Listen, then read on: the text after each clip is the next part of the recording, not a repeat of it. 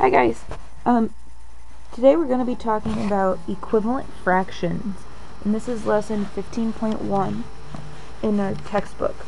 So the first thing that we're going to talk about before we get into equivalent fractions are just a little reminder of some different skills that we need to be able to do when we're writing equivalent fractions. One of those is being able to find the greatest common factor between two different numbers. So if you look in your notes packet, we're going to find the greatest common factor of 16 and 36. Now, remember, there are different ways that I can find the greatest common factor. I can use a division ladder, make a factor tree, or make a list. So for 16 and 36, I've chosen to make a list. Why did I make a list? Well, 16 and 36 are pretty common numbers that I know off the top of my head, so making a list seemed like an easier idea for that. So when I made my list of all of my factors of 16 and all of my factors of 36, I saw the number that was the largest, so the greatest number that was in common between both 16 and 36 was 4. So I circled the two 4s. Let's look at how did I find the greatest common factor between 64 and 28. Well, 64 and 28 are a little bit bigger numbers. So since I might not know all of those all of the factors of 64 and 28 off the top of my head, I chose to make a factor tree. So after I was done making my factor tree, I circled all of my prime numbers, and then I wrote out my prime factorization over here. So the prime factorization of 64 is written here. The prime factor... And sorry, I wrote too many 2's in there. Sorry. Is 2 to the 6th. The prime factorization of 28 is 2 times 2 times 7. Now the next step I do is if 28 has 2 2's and 64 has 2 2's, it's like they're dancing partners. So I can highlight the 2's that are in common between 64 and 28, and this set of 2's that's in common between 64 and 28. Why do these 2's not get circled? Because there's not an extra set of 2's down here in 28. So I only circle the ones that are in common. Once I do that, I then multiply. So basically I'm multiplying this set of 2's and this set of 2's, and that's how I end up with 4.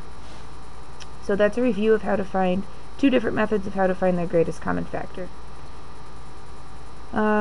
Same thing, when I'm looking for the least common multiple, I might not know all of the multiples off the top of my head of 60 or of 25. 25 is easier than 60. So anyway, so I chose to again make a factor tree.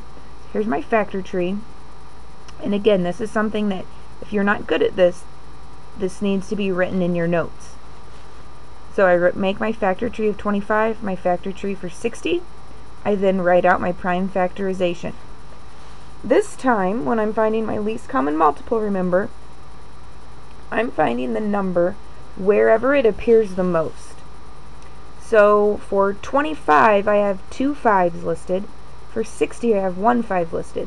Where do the 5 occurs the most? In 25. So I'm going to circle those 2 5's.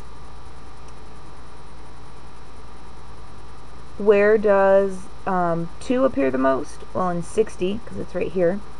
And there's only 1 3 in 60, but that's still where it happens the most, so I have to circle that number as well. This time, once I have all of my numbers circled, I am going to multiply all of my numbers. So my least common multiple of 25 and 60 is going to be 300, because I'm taking 5 times 5 is 25, 2 times 2 is 4, so that means I'm going to have 25 times 4 times 3. So that's going to be 100 times 3, which is 300. In my last example down here, I'm going to find the least common multiple between 30 and 7. So again, I'm going to make out my factor tree. 7's a prime number, so the prime factorization of 7 is 7 times 1. And then for 30, I ended up with a prime factorization of 2 times 3 times 5. So all of these numbers appear only once, so I have to multiply all of the numbers together. So essentially when I take 30 times 7, I get 210 to be the least common multiple. Right? Using greatest common factors and least common multiples is going to be important when we're writing equivalent fractions, and especially next lesson when we talk about writing a fraction in simplest form. Alright, so let's get into equivalent fractions. So this should be a review for us, but if it's not, I definitely need to know. These are household names now. I need to know my numerator and denominator. Numerator is the top number of my fraction, and the denominator is the bottom number. So these are important terms that you're going to have to know forever now, right? Oops, sorry. So my numerator tells me it's the number that is part of my whole. So my whole is 4. The part that I have is 2. So that means if I have a circle and I have 4 parts in my circle, I have a total of 4, 1, 2, 3, 4, and I have 2 of those, oops, and I have 2 of those that are filled in.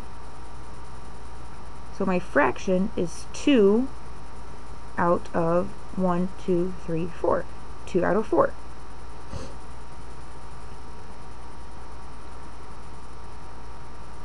Alright, so let's look at how do I write equivalent fractions.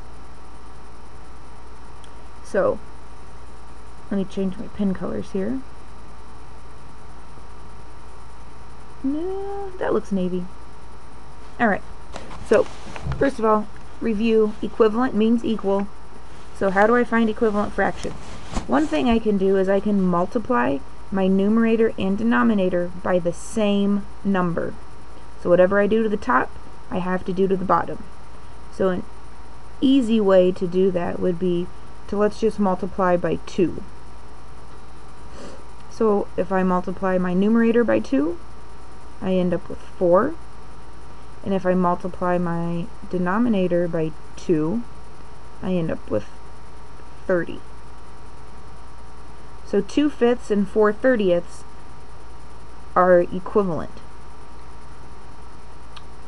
Let's see. And I can also divide my numerator and denominator by the same number. So again, whatever I do to the top, I have to do to the bottom. So let's look at 2/4 here. So this looks like one where I would be able to divide. So I'm going to, let's divide by, could I divide by 6?